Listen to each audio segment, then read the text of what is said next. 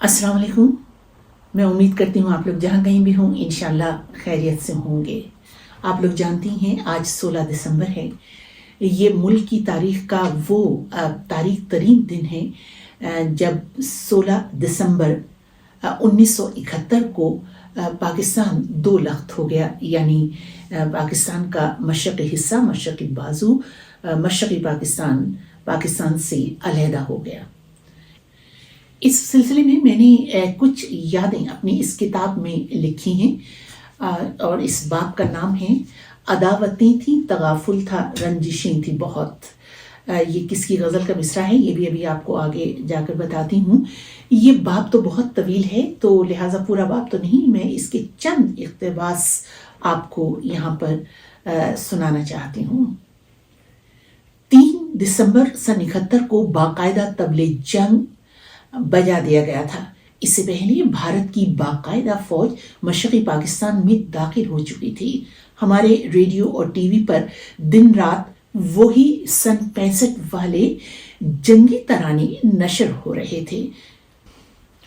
वो सर्द जंग का जमाना था। दुनिया जानती थी कि बंगालियों के साथ भारत की बाकायदा फौज पाकिस्तानी फौज से लड़ रही थी और साबिक सोवियत यूनियन पूरी तरह भारत की पुश्त पर था। पाकिस्तान साबिक सोवियत यूनियन के खिलाफ अमेरिका समेत मगरबी फौजी इत्तेहाद, सेंटो और सीटो का बाकायदा रुकन था। बकौल फौजी हुक्मरानों के अमेरिका पाकिस्तान का दोस्त था। हम हर रोज रेडियो और टीवी से ये खबर तवातुर से सुनते थे कि अमेरिकी जंगी बेड़ा पाकिस्तान की मदद करने के लिए रवाना हो चुका है। मालूम नहीं सन 65 की जंग के तजुर्बे के बावजूद हुक्मरानों को ये गुमान क्यों था कि अमेरिका कोई मदद करेगा। बहरहाल अमेरिकी बेड़ा यानी जंगी जहाज साबिका मशरक़ी पाकिस्तान के साहिलों तक ना पहुंच सका, यहाँ तक कि 16 दिसंबर सन 71 को मुल्क के जिस्म का निस्फ हिस्सा कटकर हमेशा के लिए जुदा हो गया। पीटीवी के साबिक डायरेक्टर न्यूज बुरहानुद्दीन हसन ने अपनी किताब दी ब्रेकिंग पॉइंट में लिखा है कि 16 दिसंबर 1971 की रात 9 बजे टीवी की खबरों में मुल्क टूटने का जो ऐलान हुआ वो महज 24 अल्फाज पर मुश्तमिल था, और वो 24 अल्फाज ये थे। इंडिया और पाकिस्तान के फौजी कमांडरों के दरमियान तय होने वाले मुआहदे के मुताबिक मशरक़ी महाज पर जंग बंद हो गई है और इंडियन फौज ढाके में दाखिल हो गई है। ये क्या हुआ था हमें तो पूरी तरह समझ में भी नहीं आया कि इस सब का क्या मतलब है। क्या सितम ज़रीफ़ी थी कि मुल्क की तारीख की सबसे बड़ी खबर मगर मुख्तसर तरीन अल्फाज में सुनाई गई। मगर इस खबर का पस मंज़र बहुत तवील, दर्दनाक और भयानक था, जिससे अवाम को बिल्कुल बेखबर रखा गया था। इसीलिए जब मुल्क का मशरक़ी बाजू जुदा हुआ तो मगरबी पाकिस्तान की फ़ज़ाओं में चंद चीखों के सिवा खामोशी रही। अवाम के एहसासात भला कैसे नुमायां होते। वो आजकल का ज़माना नहीं था जब अवाम के पास अपने इजहार के लिए सोशल मीडिया और दर्जनों टीवी, रेडियो चैनल्स और अखबारात दस्तयाब हैं। मुझे यकीन है कि 16 दिसंबर 1971 की उस रोती हुई यह बस्ता शब की तारीकी में बहुत से नोहे लिखे गए।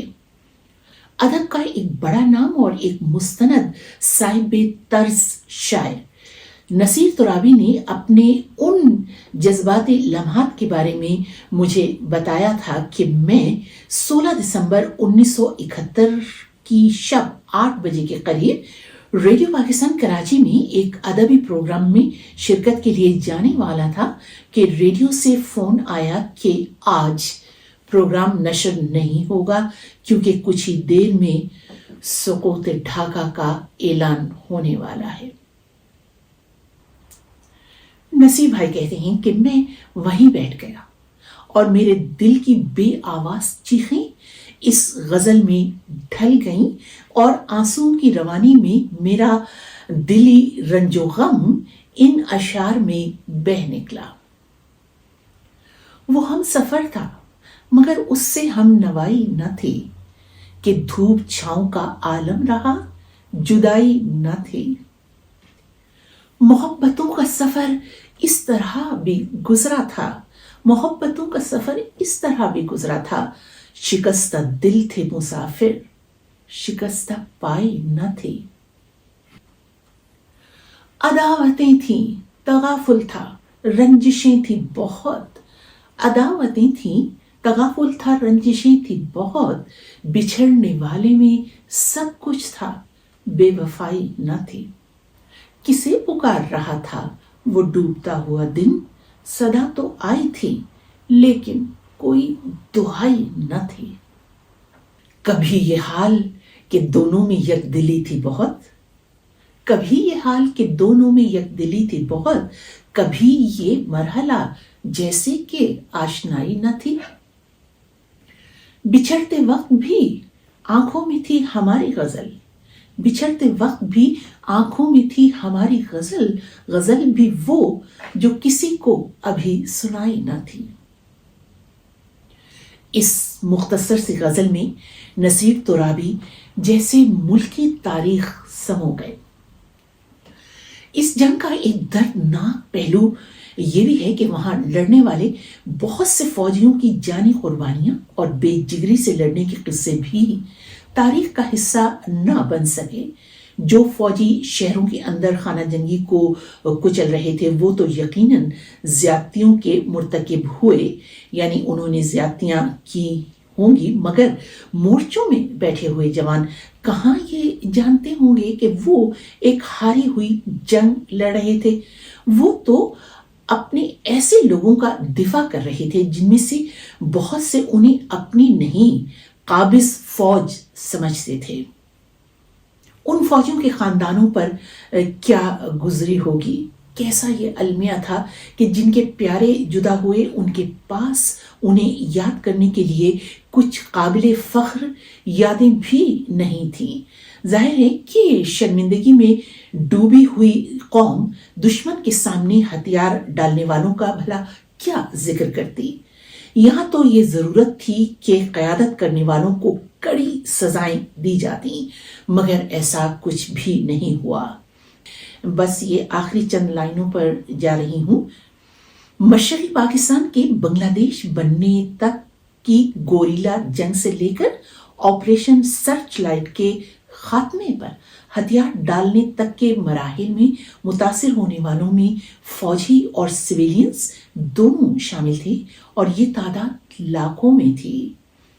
نہ جانے وہ سب کن کن مصائب سے گزرے ہوں گے۔ دو فوجی خاندانوں کے حالات کے بارے میں بالکل ذاتی طور پر واقف ہوں۔